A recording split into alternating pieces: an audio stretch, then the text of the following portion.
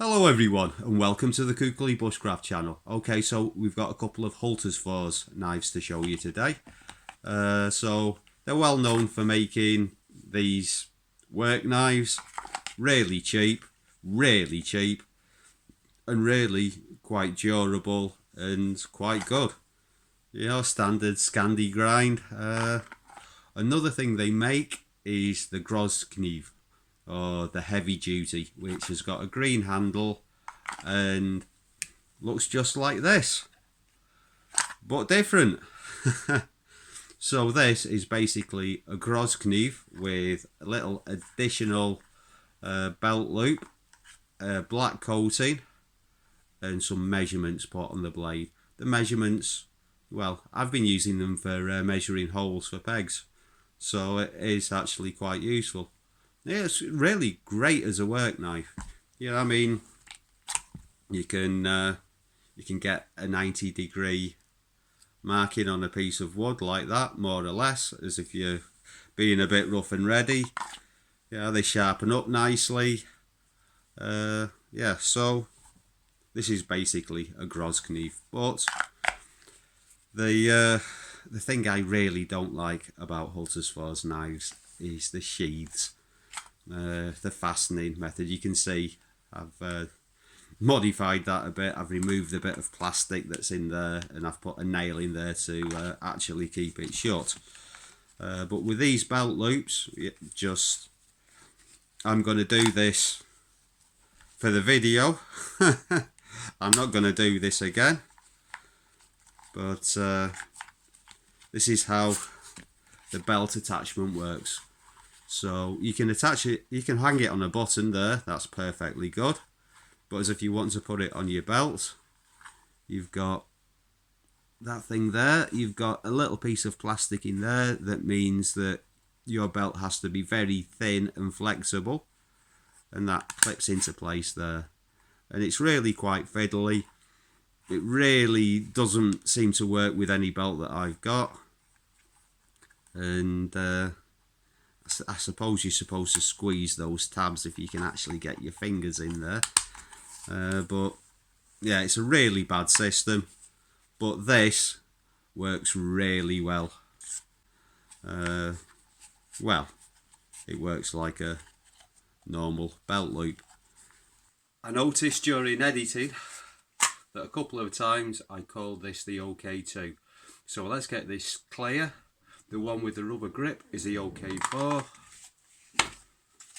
and the other one is the OK1. OK outdoor knife. Let's see as if the light works a little bit better in here. So they're 3mm thick.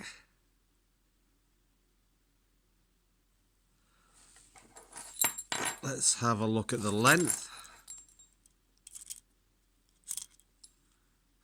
So, is that focusing? Is that too close?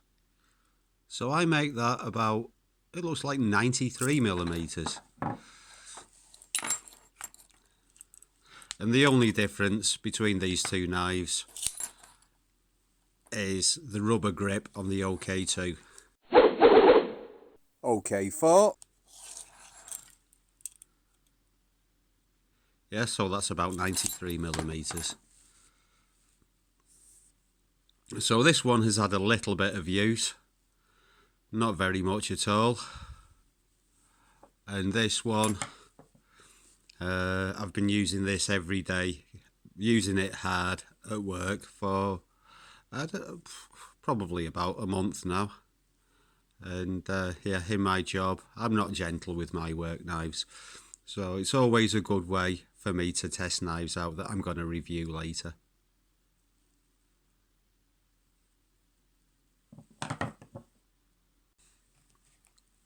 And the sheath retention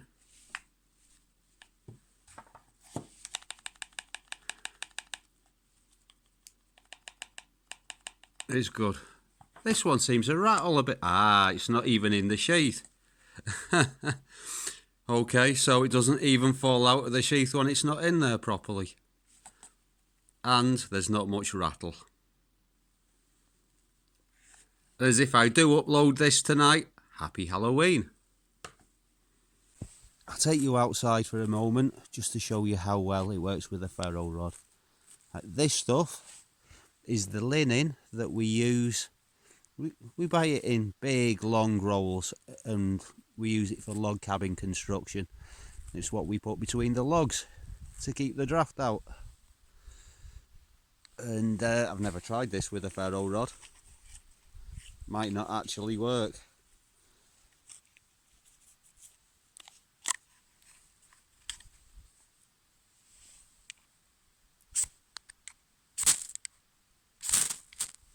Yep, there we go. That works okay.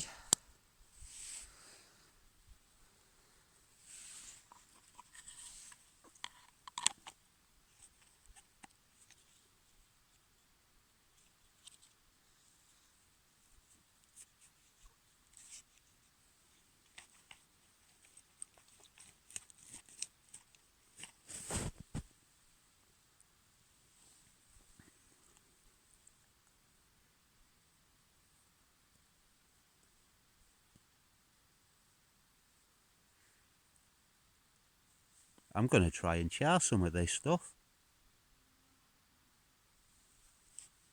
The cheaper one of the two, the OK one. So these retail in Finland for about €20. And yeah, the more companion heavy duty or robust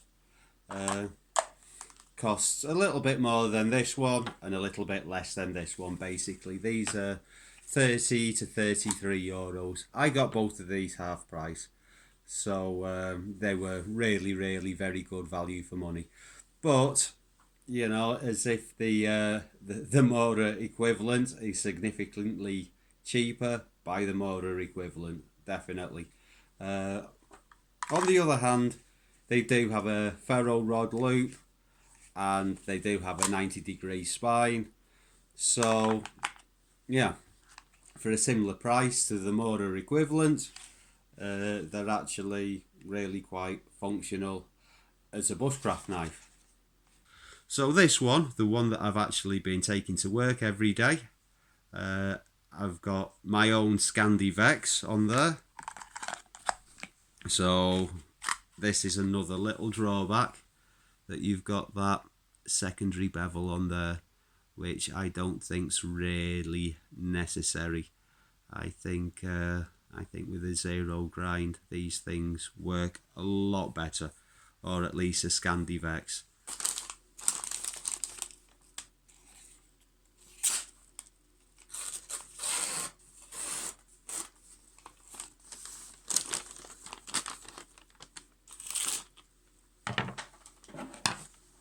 Let's compare that to this one.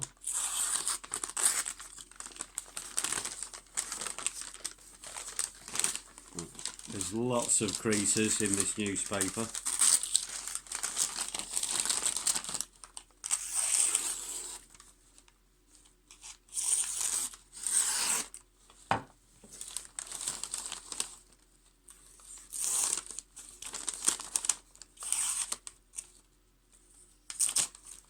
Okay, so we see there that the edge that it comes with can be improved quite a lot. So you can see the blade coating and the measurements there. So this is what happens to the blade coating after quite a substantial amount of hammer. It has actually done fairly well, but it's not going to last forever. But they never do. So the steel that Hultasfors use, it's a big mystery. You can't find any information on it anywhere. They just say Japanese carbon steel. I believe it's actually SK5, but it's really hard to find information on that. The OK2, OK4. The difference is you've got this rubberized surrounding on the handle, and it's a little bit thinner. And to be honest, it's a hell of a lot more comfortable in the hand. That feels really nice. whereas this does feel a little bit chunky and not quite as grippy. So this is a much nicer handle, and for 20-30 euros or so, they're really decent, really good value for money. You could, like I did many years ago, just get one of the old Groskniv not Mora, they're pretty much the same as a Mora, but the old green Hultasfors heavy duty, and modify them a little bit. That was my primary bushcraft knife for many years. I had one of those. I attached a bit of paracord through that hole there, if you can see that, and I used that as a belt loop.